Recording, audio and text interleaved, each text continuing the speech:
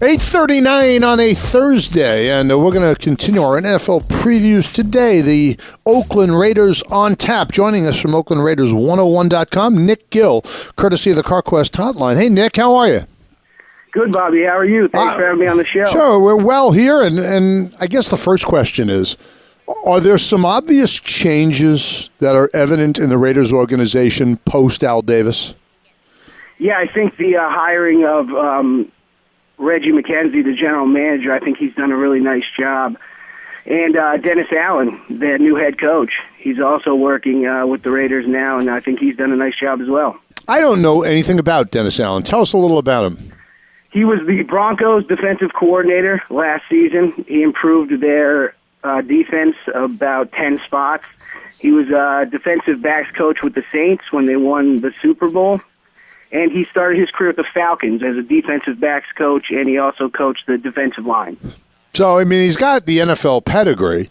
He's hardly what you'd call a household name, though. I mean, and maybe that tells you a little something about Reggie McKenzie right off the bat, willing to go with a guy who's not had any head coaching experience.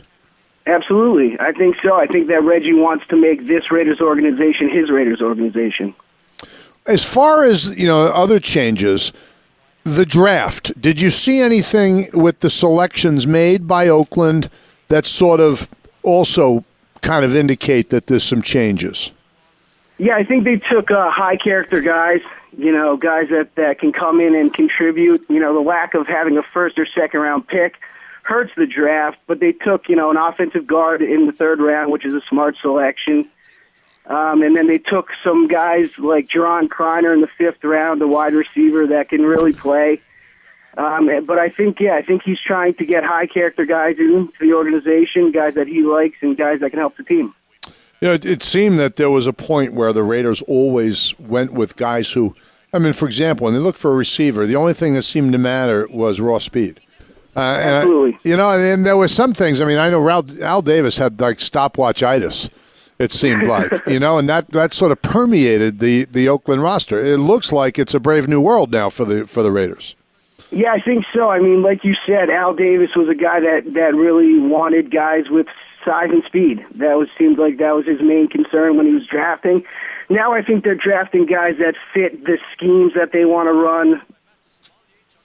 Well, let me get to Darius Hayward-Bay was one of those guys that was drafted because of his ability to run.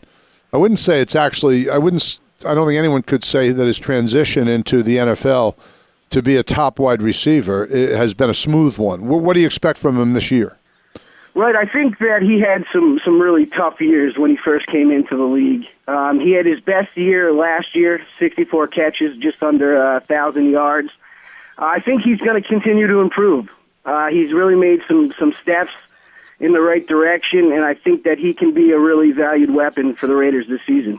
Well, if he could really become that true, a true number one type receiver, which you expect from a guy you take that high. That's why you drafted him, right? So if he can continue to maybe take another leap forward, he might be then what the Raiders thought they were getting. Well, let's get to the USC quarterback situation they got going there with Carson Palmer as the starter and Matt Leinart as the backup. Yeah, that's right. They got Carson Palmer in the trade last season. Brought him in, really threw him into the fire immediately. And then Matt Leinart they brought in this season after a couple seasons that he had in Houston as the backup. So that should be a good pairing. Guys know each other from USC. They played together. So I think that both of those guys will help the Raiders in the quarterback situation. What can be expected of the Raiders defensively this year? Defensively, their defensive line should be a strength of the team. They have a lot of guys. They have depth there. They have versatility on the defensive line. They brought in two new corners in Ron Bartel and Shante Spencer that they expect to compete for the starting jobs. They have good linebacking core. Unfortunately, they don't have any depth at linebacker. That's really a concern on the defense. If one of those guys goes down, they're gonna struggle at the linebacker position. Well, what about special teams? Is that going to be a strength? I think so. I think Sebastian Janikowski is one of the best kickers that is in the NFL. He's got a huge leg. He improved his accuracy greatly. And Shane Leckler is a tremendous punter. He's really good. He kicked an 80-yard punt last season against the Bears, and he's also known as he's got a pretty good arm for the fake field goals or fake punts. And will they be strong on the return game? The return game, they'll have Jacoby Ford returning the kickoffs. He's an explosive player. He's taken 4 touchdowns back in his career, so I think they'll be fine there. Punt returner is a different story because Denarius Moore, who is a receiver for the team, has been taking care of the punting return duties, but he is going to have a bigger role in the offense, so I don't know if they're going to risk him returning punts this season. So that's a bit of a question mark that we'll have to see during preseason and training camp. What was the sense of the Raiders' schedule when it first came out? Is it considered favorable or a tough one? I think it's about middle of the road. They have tough out-of-conference against the AFC North, so the Steelers, the Ravens, the Bengals, and the Browns. That's going to be tough.